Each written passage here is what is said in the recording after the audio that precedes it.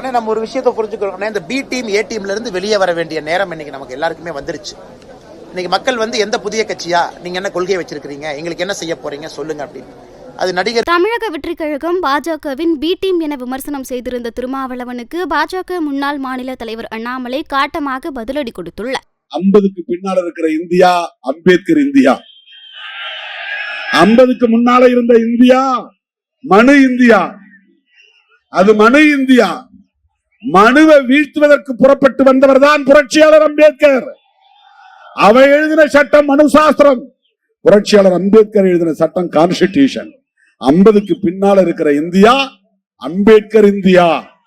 இந்த இந்தியாவில 100 மீட்டர் தேர கொண்டு வர மாட்டேன்னு நீ சொல்றனா, நீ எதுக்கு ஐஏஎஸ் படிச்ச, நீ எதுக்கு ஐபிஎஸ் படிச்ச? பாத்தீங்களா, இயற்கை நமக்கு ஒத்துழைப்பு தருதா இல்லையா? போயிருச்சு. நீங்க டிவைடர்ல ஏறினதுனாலதான் லைட் எல்லாம் கட் பண்ணிட்டாங்க, இல்லன்னா லைட் நமக்கு வந்திருக்கும், வெளிச்சம் நல்லா இருந்திருக்கும். தோழர்களே, இப்படி தலித்துகள் இந்துக்களாக இருந்தாலும் கூட தலித்துகளின் உரிமைகளுக்காக போராடாதவர்கள் தான் பிஜேபி காரர்கள். அந்த பிஜேபியினுடைய செயல் திட்டத்தை நடைமுறைப்படுத்துறதுக்கு பல பேர் பல வேஷம் போடுறாங்க, பல பேர் பல வேஷம் போடுறாங்க. சில பேர் சினிமா புகழோடு வந்திருக்கிறாங்க, ஹீரோ என்கிற அந்த வேஷத்தோட வந்திருக்கிறாங்க. நாம எச்சரிக்கையா இருக்கணும். எல்லாம் என்ன சொல்றாங்கன்னா, எஸ்சி சமுதாயத்தை சார்ந்த இளைஞர்கள்லாம் அப்படியே சினிமாவுக்கு பின்னால போயிருவாங்க, சினிமா ஹீரோவுக்கு பின்னால போயிருவாங்க. நடக்குமா? ஏமாறுவீர்களா? அப்படி வெறும் சினிமா விளம்பரத்திற்காக அல்லது அந்த புகழுக்காக மயங்கி அரசியல் களத்திலே தோல்வி அடையக்கூடியவர்களா நீங்கள்? நான் சொன்ன அம்பேத்கரை ஏற்றுக்கொண்ட எவனும் எந்த விளம்பர மாயைக்கும் பணிய மாட்டான், விளைவோக மாட்டான். அம்பேத்கர் அரசியலே வேற, அதை அவங்களால புரிஞ்சுக்க முடியாது. இன்றைக்கும் அம்பேத்கர் சொன்னால் கோடி மக்கள் குரல் எழுப்புவார்கள், கூச்சல் எழுப்புவார்கள். இந்தியா முழுக்க, உலகம் முழுக்க சினிமாக்காரங்களுக்கு அந்தந்த ஏரியாவில தான் கோஷம் வரும், கூட்டம் வரும். அப்படின்னா அம்பேத்கர் 1,00,000 மடங்கு ஹீரோ. அவரு நீ 100 படத்துக்கு ஹீரோவா இருப்ப. அம்பேத்கர் இறந்தது 56. இன்னைக்கு நீங்க கலிபோர்னியாவில போய் அம்பேத்கர் சொல்லுங்க, அப்படியே எழுந்திருப்பான் ஒரு 100 பேர்.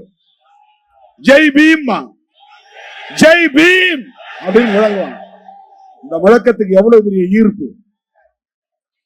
1,00,000 சூப்பர் ஸ்டாருக்கு சமமானவர் புரட்சியாளர் அம்பேத்கர்.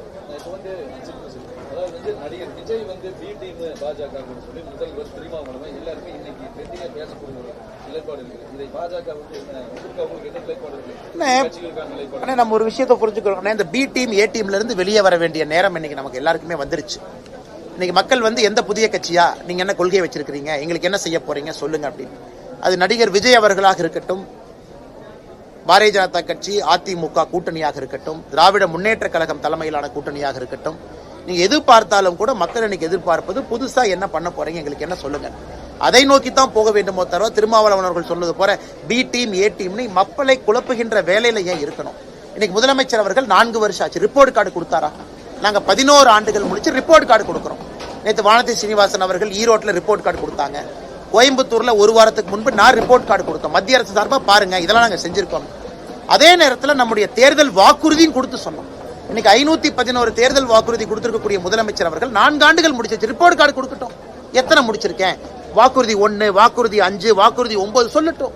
அதை விட்டு பி டீம் ஏ டீம்னு எலெக்ஷன் நேரத்தில் பேசினாங்கன்னா மக்கள் என்ன நினைப்பாங்க? ஓ, அப்ப நீங்க வேலையே செய்யல, மக்களை குழப்புவதற்காக இன்னும் நீங்க பி டீம் ஏ டீம் பேசுறீங்கன்னா மக்கள் நினைப்பாங்க.